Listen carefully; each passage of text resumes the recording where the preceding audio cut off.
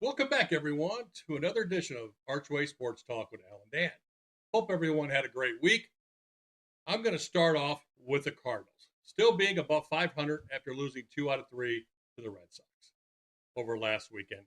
And then Wilson Contreras crushing St. Louis pitching along with teammate Trevor Story, who went 4 for 4 on Sunday. Another fine pitching performance from Andre Palante, Dan.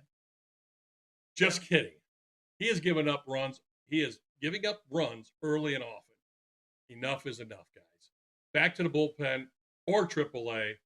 Takes Swanson with him. We're going to move on, guys, to the bugging segment. What's bugging Al, Dan? What is bugging me today? God only knows what hair is up your rear. All right, guys, here, what's bugging me now is how long are the Cardinals going to put up with inconsistent and, quite frankly, terrible pitching from Andre Palante? He is not good. He was not good last year, and he has not improved much this year. He seems to have trouble at the first couple innings, and then he settles down after the damage has been done. This season, he has a 4.80 ERA. He is 1-1 with only 15 innings pitched. He has been at best a 4-inning to 5-inning pitcher. That's not good enough, guys. Lots of wear and tear on your bullpen, possible long relief, or back to AAA and work on his mechanics. He has struggled since last year, and he has not improved much at all. And I'm going to say this again, enough is enough. Next, we have Ryan Can't Stand You Stanek, who has pitched for a number of teams like the New York Mets, and I did not like him then. And yes, he does throw hard, but he can't find a plate. He has a 8.59 ERA in 7 innings pitched. WHIP 2.18. Opponent's batting average 0.344 against him. Not good, guys. Yes, he is a veteran, and he could help this young staff. I know it's early. We're just going to have to wait. But how long? But he needs to be more consistent and have more command of his pitches. He could be moved at the trade deadline. Sorry about that. For a younger pitching talent. But last but not least is Matt Swanson. Dan and I had high hopes for Swanson this season. I know it's early. After a good showing last season, we thought he'd be the closer along with Riley O'Brien this year. But he has struggled, posting a whopping 13.97 ERA with a WHIP of 2.48. He needs to be sent down to AAA and regain his confidence. I think he's lost all confidence in himself. He just can't find the plate.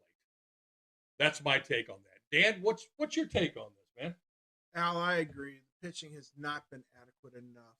Leahy, Palante, and even Liberatore are not giving you enough quality innings to keep you in ball games or from causing you to burn up your bullpen. The only starting pitcher that might be able to help out is Hunter Dobbins. And that might happen soon as he is finishing up his rehab assignment. Another one would have been Richard Fitz, but he's injured, isn't he? Already got injured. They did report that he is injured. I have more to say about that a little bit later on. But yes, he will not be factored in the Cardinals season in 26. So this would allow them to put Leahy back in the pen where he was a weapon last year. Cardinals could also sign St. Louisan, Max Scherzer, and or Lucas Giolito. Both still out there. Yeah. Waiting for a phone call, guys. They're waiting for the call. To a possible pillow deal. Liberatore could go to the pen where he had success. And Palante, well, he could just be released. He could be released. We went there. Sorry about that, but we did.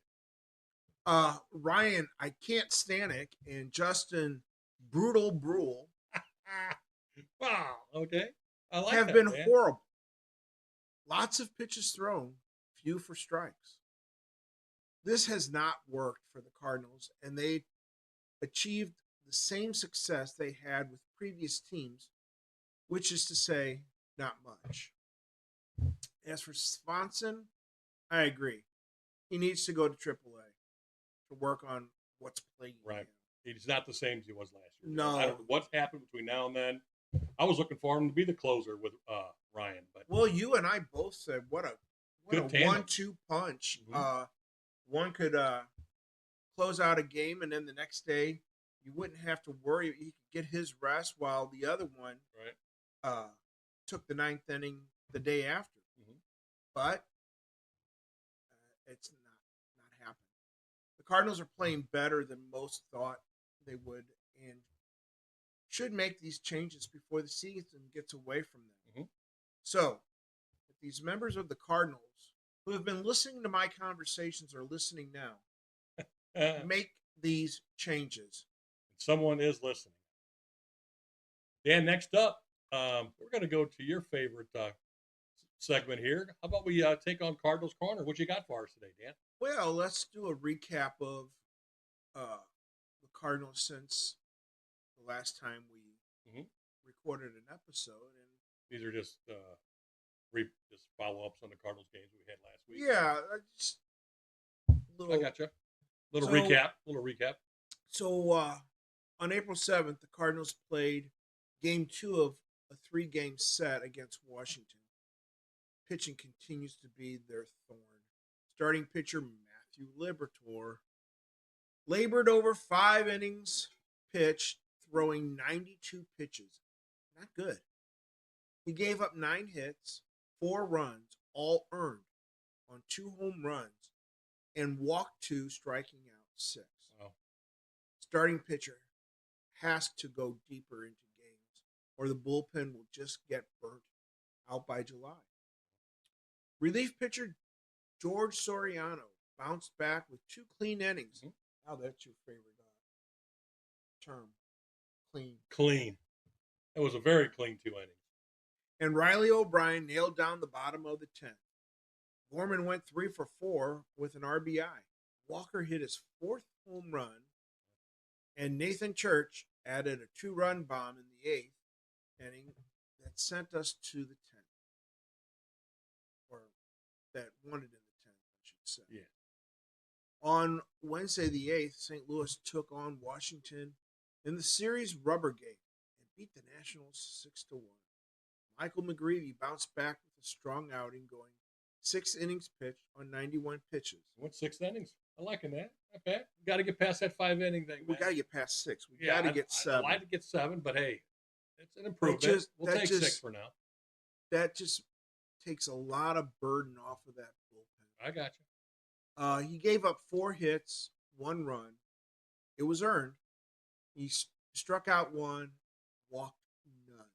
The bullpen came in the 7th, and the anxiety kicked in.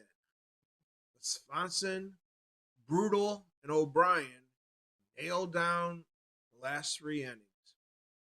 Even though the Cardinals struck out 9 times, they did get 8 hits and 7 walks, highlighted by Alec Burleson going 3 for 4 with 3 RBIs, and Jordan Walker tagging a high fly ball to deep center field for his 5th home run of the season.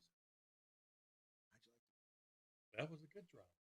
Guess his launch angle's working now. I'm getting better. Yeah. That was I'm just getting warmed up. It's getting warmed up. All right. On Wednesday the 8th, the Cardinals 2025 first round draft pick Liam Doyle made his 2026 debut. The outing did not go well for the young left-hander. Definitely struggled. As he pitched 3 innings, throwing 65 pitches, giving up 8 hits, 6 runs, 4 earned, with 3 Ks and a walk. This shows he still has a lot of development to go through. Guys, you got to have more than just 2 pitches, and you've got to throw more than just the fastball. They will sit on it, and they will tag it. but he's learning. He's On, young. He's on young. Friday the 10th, the Boston Red Sox came to town to play the 3-game set. Cardinals beat them 3-2 behind bounce back start by Dustin May. May went 6 innings pitched. That's back-to-back games. Yep. He's definitely gotten better. With our pitchers going 6 innings. Scattered 4 hits, 2 runs, 1 earned, while striking out 4 and walking none. That is good. That's a big number, none. I love. Always put somebody. I on love ours. the goose egg. Yep, I like that. Gotta love it. This was the kind of performance we all expected to see from him when they signed him. Jordan Walker continued his hot start to the season. On the 11th, Saturday the 11th, the Cardinals dropped Game 2 to the Red Sox by the score of 7-1. Definitely wasn't a pitching duel. No, well, pitching again was the problem. Leahy went only 4 innings on 71 pitches. He gave up 3 hits, 2 runs, all earned, walking 3 and striking out 2. You know, the slash line is not bad. It's that 4 innings and 71 pitches that killed him. Right. But you were saying you want to try and stay in that 12 to 15 range. You want to keep your pitch count to around 12 to 15 at the very highest. Right. That allows you to go deep into a game. Right. It's called pitching efficient. Yep. You don't have to go for the strikeout. Just throw it where they can't barrel the ball. Well, last year, Dan, in the role they gave Leahy, that late inning, 7, 8 inning, he was amazing. Why change it? Why do you have to play with it? Just because they want to make him a starting pitcher. Well, they thought they'd get lightning in a bottle a second time. They thought they'd have a second Liberatore. Well, the first Liberatore is not doing much better. No, he's not. Swanson. We like Leahy. There's no doubt. I like Leahy. He was, like I said, he was lights out last year. I hope he goes back to that same role. But we'll just see. It's early, like I said. We'll see how many games they can take and see how it goes. With the exception of Swanson, the rest of the bullpen was fine. Swanson went 1 inning pitched, throwing 43 pitches. Wow. Oh, my. Giving up 6 hits, 5 runs, all earned, walking 1 and striking out 1. It is safe to say the experiment is not working. Swanson needs to be sent down to work on what's not working this year. And Leahy to the pen. It is clear that Leahy can't handle the starter's role. They can bring Fitz or Dobbins up for the rotation spot. Well, we know it's not going to be Fitz now. Yeah.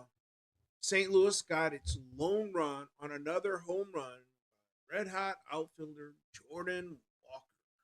We've mentioned his name a few times, guys. He seems like every game. Yeah, he's doing something. He's found a swing. Hopefully he can continue the hot streak. So keep going, Jordan.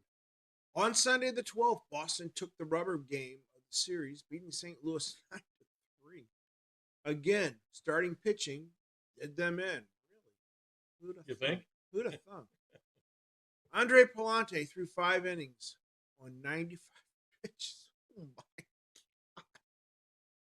God. Oh my. That's tough. That's tough, guys. 95 pitches. That's 19 pitches an inning. Yep. He gave up 10 hits, 7 runs, all earned, walking 1, striking out 2. Leahy and Palante are pitching themselves out of the rotation. Walker hit his 7th home run, tying his total from last year. Wow. Alec Burleson added his second home run. On Monday the 13th, the Cardinals DFA'd left-handed pitcher Jared Schuster and brought up right-handed pitcher Ryan Fernandez, which is nothing more than giving an overworked bullpen a break. So, guys, last episode, I did mention Schuster. If you didn't catch it or you don't remember, you didn't miss it. He did clear waivers and is in the Cardinals minor league system, which opens up a roster spot on the 40-man. They are now at 39. So, does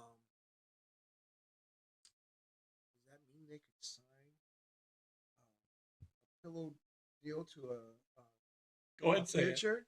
Go ahead and say it. You know you want I'm to. not going to say it. I'll say it later. Okay, we got a pitcher we think they should sign. We It's got a gonna be couple of later. them. We got a couple of them in mind. Yeah, that'll be later in the show.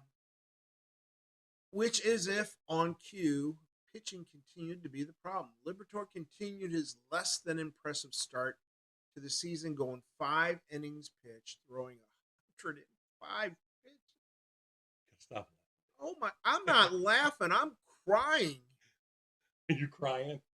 I Oh can my! see the tears, man. I can see the tears. This over those 5 innings, Liberatore gave up 6 hits, 4 runs, all earned, 3 walks, 2 Ks. Stop me if you've heard this before, guys. Further proving that Liberatore is not a starting pitcher. And we'll follow up with that later too. We'll talk about that. Again, the pen was not much better. Nope.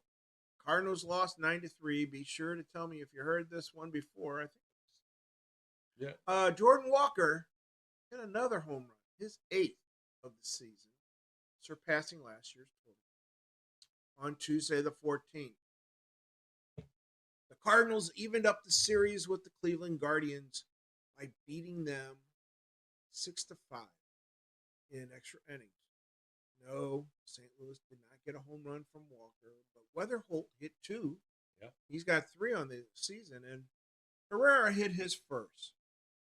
Yohel Pozo tied the game in the 9th, doubling to right and scoring win. Good for Pozo. Good. Yeah. He needed that. I actually like the guy. In the 10th, Nathan Church hit a sacrifice fly to right, scoring Thomas Sajaci. On Wednesday the 15th, the Cardinals took the rubber game against Cleveland, 5-3. Dustin May threw another strong 6 innings and 91 pitches. That's back to back. Yeah, maybe back to back to back. Nice. 6 hits, 1 run earned, 4 Ks, 1 walk. That sounds like pretty much like the slash line from the previous start he had. Yeah. I'm going to take that. Yeah. Burleson and Church were the offensive stars of the game. Jordan Walker contributed with a double. He sure did. On Friday the 17th, the Cardinals announced that starting pitcher Richard Fitz, Richard giving me Fitz, will miss the rest of the 2026 season to have surgery on a lat strain. A latissimus dorsi, or lat strain for the common person, occurs when the large fan-shaped muscle in the mid-back is stretched or torn, usually from overhead movements, throwing, or heavy lifting. Symptoms include sharp pain, limited overhead range of motion, swelling, and bruising. Mild strains heal in 2 to 3 weeks, while severe cases may take over a month or require surgery. Well, we already know he's having surgery and he's out for the year, guys. Thanks for that insight, Dr. Dan. Hey, that was good insight. Well, it was good. It was a good learning experience. Nice talk. I like that. Look, I'm here to be of service to the people. All right, we're gonna move on, guys. Dan's got his famous Blues news. What do we got for us, Dan? Well, on the 7th, the Blues played Colorado in the second game of a home-and-home set. This time, the Avalanche came to play. Yes, they did. Beating St. Louis 3-1. Joel Hofer, the guy the ladies go for, faced an onslaught of shots, stopping 34 of 37 shots. St. Louis's lone goal came from center Robert Thomas, his 22nd of the season, who has been red hot as of late. St. Louis is now 6 points out of the last playoff spot and are in the 6th spot of the entry draft. You all know that this has changed. Yes. All right. 2025 first-round draft pick Justin Carbonneau just completed a first-round sweep of Victoriaville in the QMJHL playoffs. Remember this name, guys. Justin Carbonell. Remember it. Not Guy, but Justin. Carbonneau had 3 goals and 4 assists for 7 points. With the Armada, and that's right, I did use the team nickname. The Armada? Yeah, I'm not going to try and butcher I that. Advancing, well, then you say it. Advancing the Armada, chances of Carbonneau making his NHL debut with the Blues, all but certain not to happen. Sorry, folks, you're going to have to wait till training camp.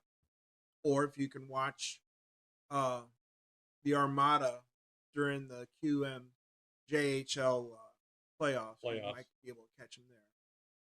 On the April 9th, the Blues took on the Winnipeg Jets in a fight to stay in contention for the final playoff spot.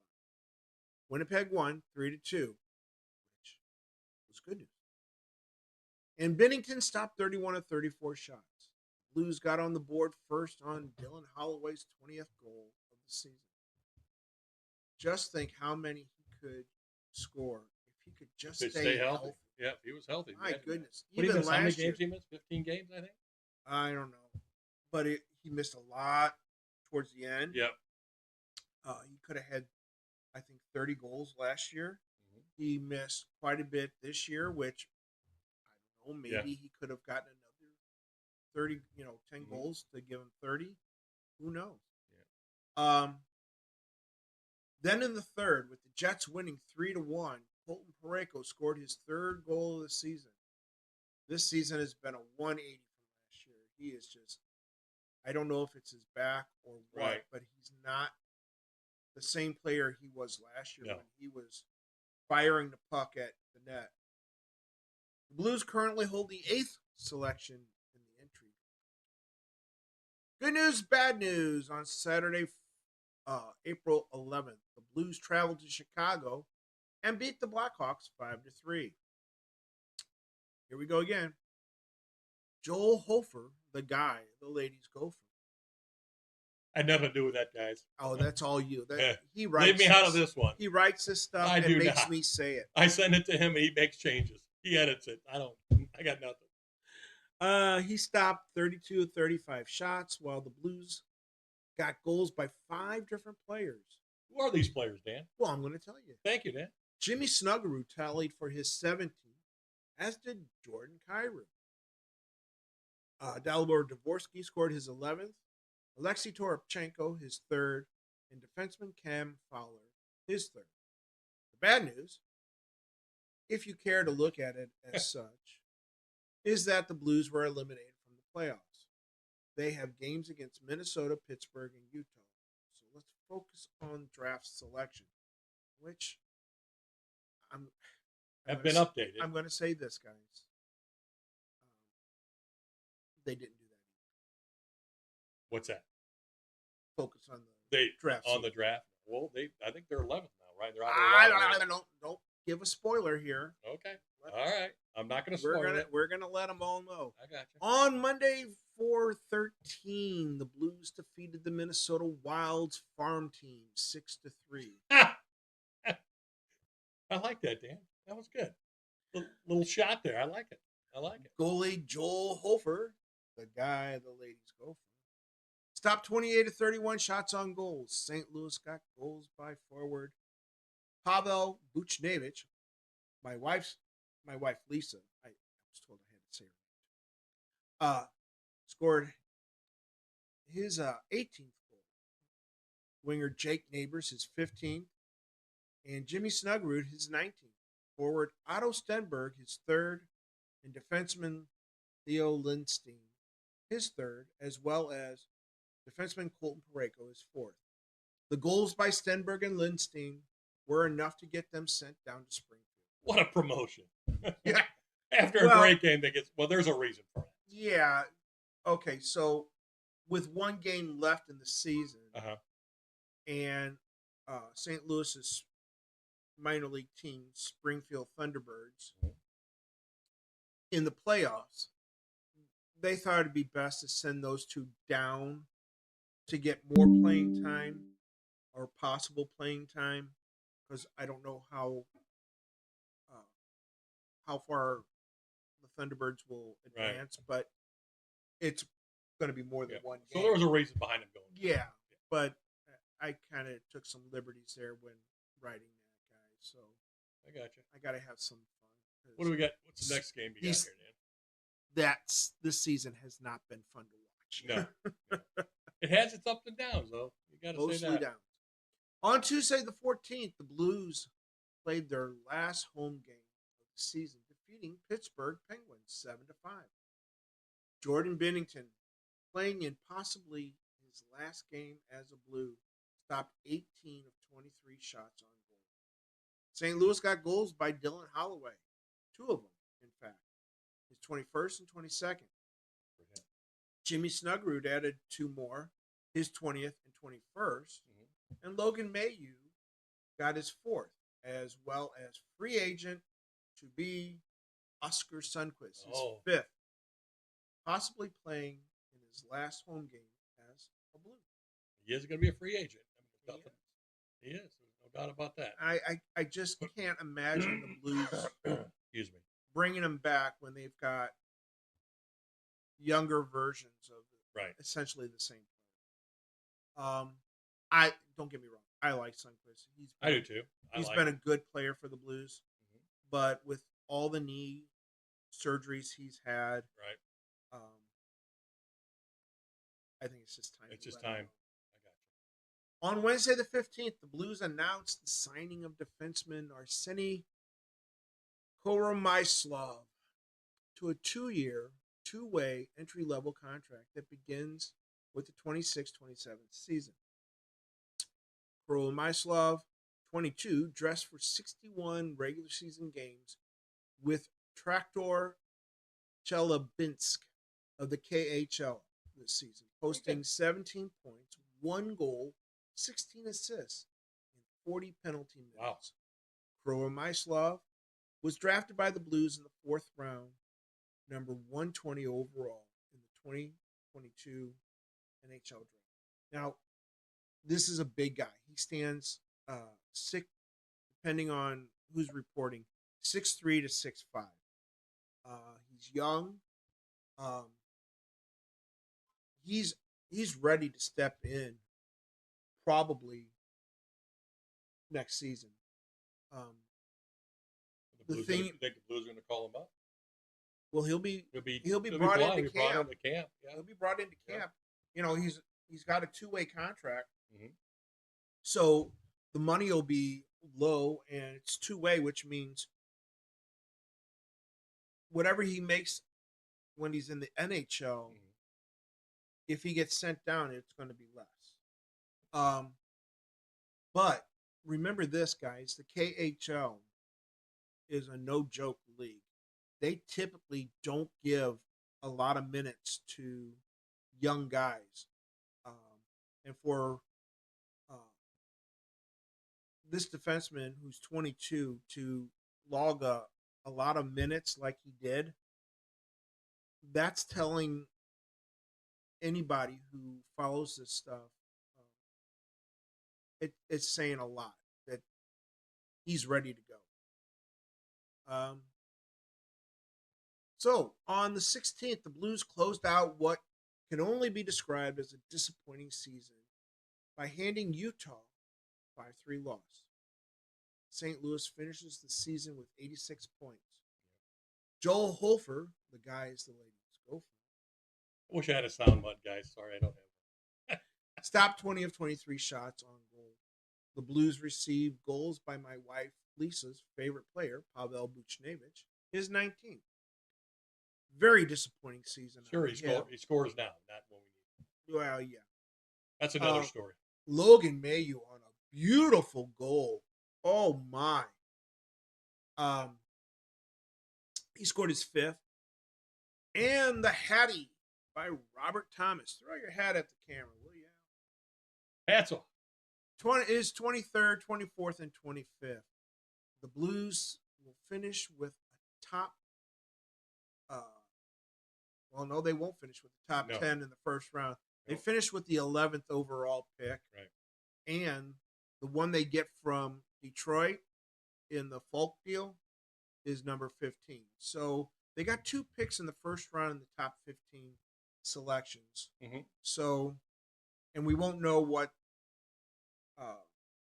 the one from the Islanders for Shen will be, because right. that's originally Colorado's, and it could be the last pick in the first round, or it could be the second to last pick.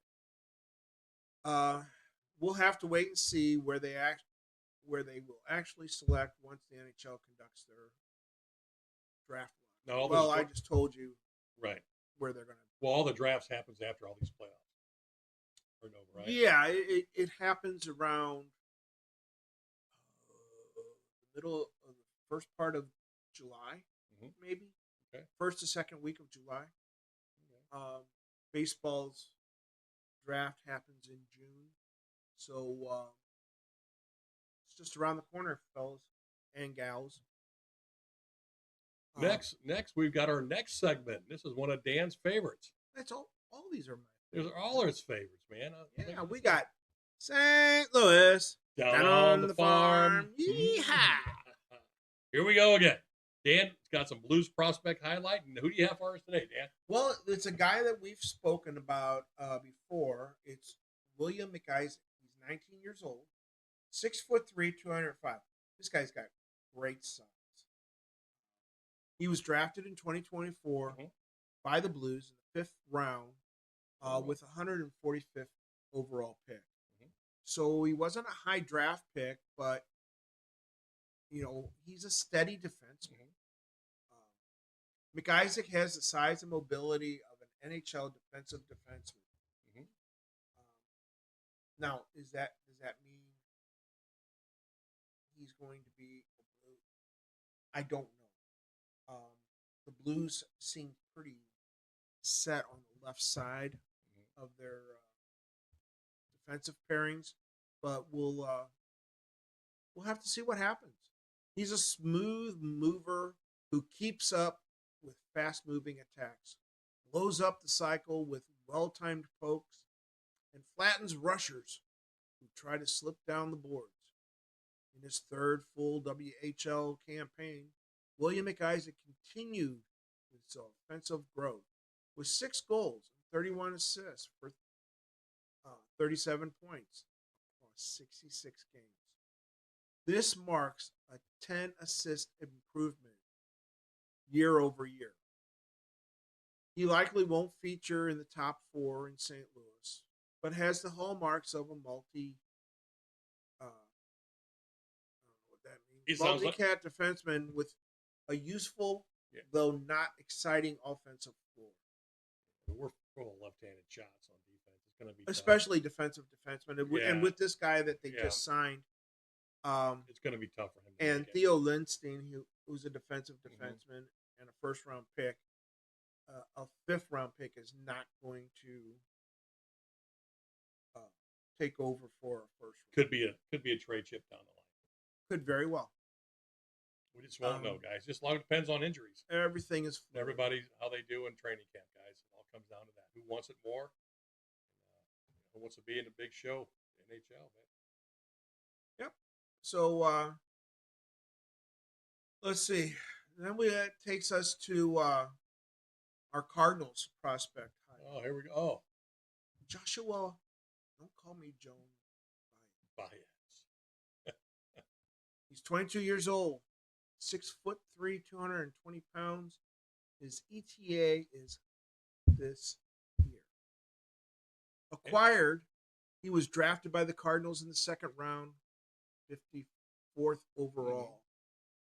After being plagued by massive contact issues early in his career, stemming in part from his large frame and strike zone at 6'3", Baez cut down on the noise in his pre-swing load and was much more streamlined toward the ball with the bat path that stayed in the zone much longer. Does this sound like somebody else we know? Somebody at the big league level? Who can it be now? It could be Jordan Walker. It Could be Jordan Walker. Sounds like Jordan Walker. They physically it sounds the same, Right. and the issues that were bothering both players Right. early in their careers is essentially the same thing. Yep, sure. Their swing, their load, and their stance, basically. Yeah. The results were obvious. His whiff rate dropped from 39% in 24 to a much more manageable 27%. And he didn't sacrifice power in the process.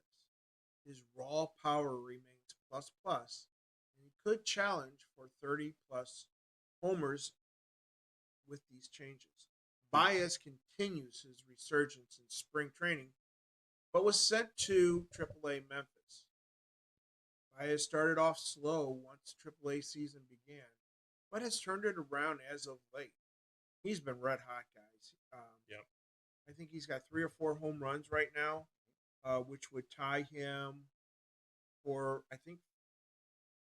the most down at Memphis. So you and I have talked about him numerous times on this podcast. Yeah, he's one to watch, and that's another reason why you don't bring up some of these guys too early. And Dan has talked about it a few times about rushing these guys up. Can't do it. You just can't do it. And this is another case here where I think this guy is going to be ready for that next jump. So we'll just have to wait and see, guys. And we're going to move on to our next segment, Dan. It's called our special feature, brother. Wow. Aren't you excited? I'm special. So special. Now, we're going to start off with, yes, I am making Jordan Walker my special feature, guys, because he deserves it. I know it is early, but he has 7 home runs. Now 8? He has 8 as of now. Remember, if you'd have listened to my reporting. So he has 8 home runs, 1.138 OPS, and has 41 total bases, and he is leading the league. He worked very hard the offseason on his stance and his swing. So far, it's paying off. Also, he has homered in 4 out of 5 games early this season. He could possibly hit 20 to 30 home runs, guys. Apparently, it is his inconsistent launch and angle that is holding him back, turning hard contact into lift home runs instead of ground balls. On a positive note, he has elite bat speed and excellent exit velocity and strong hard hit profile. Remember, and I reiterate this, a rebuilding stage, and Jordan Walker is surrounded by young, talented players who have not reached their potential, such as Alec Burleson, Wynn, Gorman, and cannot forget J.J. Wetterhall, who has not even scratched the surface yet, guys. And we're going to move on. One of Dan's favorite he likes talking about, Jimmy. I am not a crook. Crooks, I should say, who should have made the team from the start. The team shows a lot of promise, but we have to be patient, guys. Al got one in. I snuck one in there, guys. I am not a crook.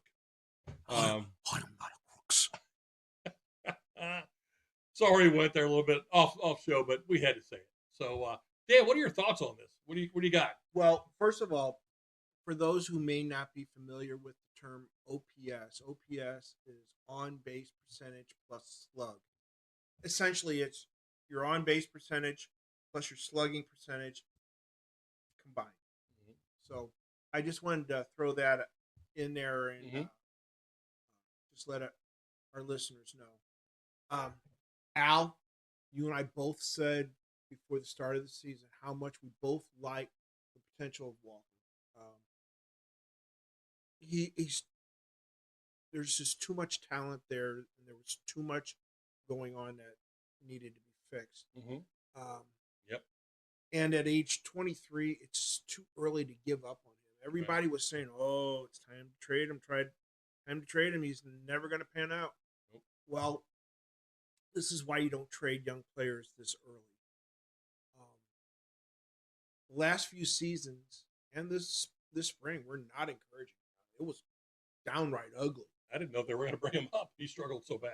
Well, in fact, I said it might not be a bad idea for them to figure for him to figure things out at AAA. AAA. I said that on I think at least one, if not more, of our episodes that they should do that. Mhm. Well, let me say, I didn't see this happening. Right. Now it's a small sample size, but this is what everyone expected when he was drafted.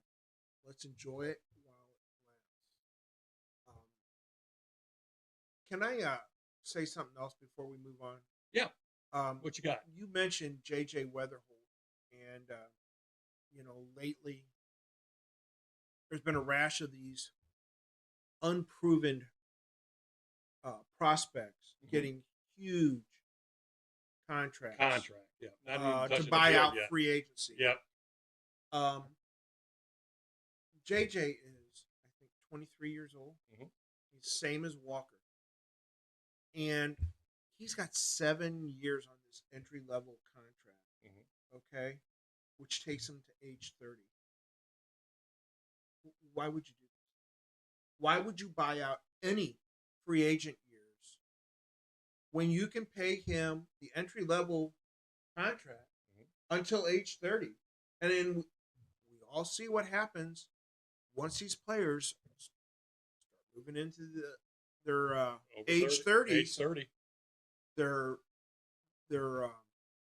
abilities start to deteriorate. So I don't see a reason to do this with him.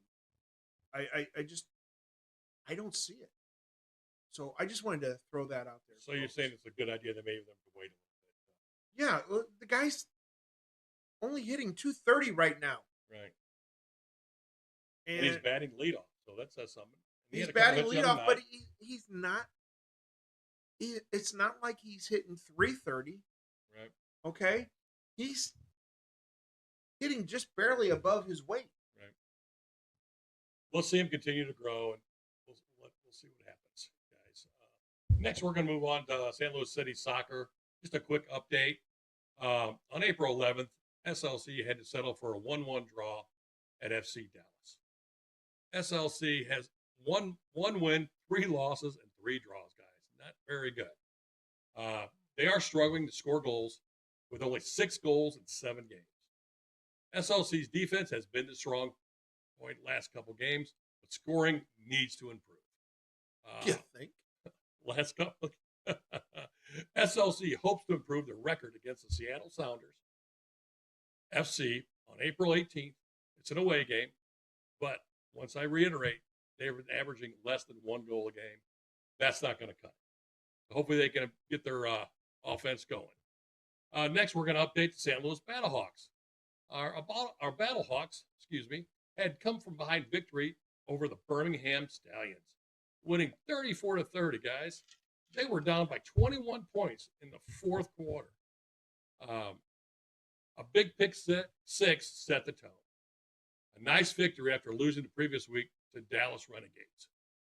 Battlehawks only had 224 total yards while giving up 327 and also had 2 turnovers. That needs to improve.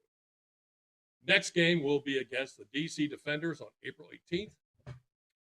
Another away game, guys, in Washington, D.C. They will be a little tougher opponent second time around. They actually scored 45 points in their last game, so not too bad. But let's go, Hawks, and let's keep that winning streak going. Well, guys, we've come to another end of our podcast. Actually, podcast number 16. Dan, we're moving on up, and hope you guys the east side.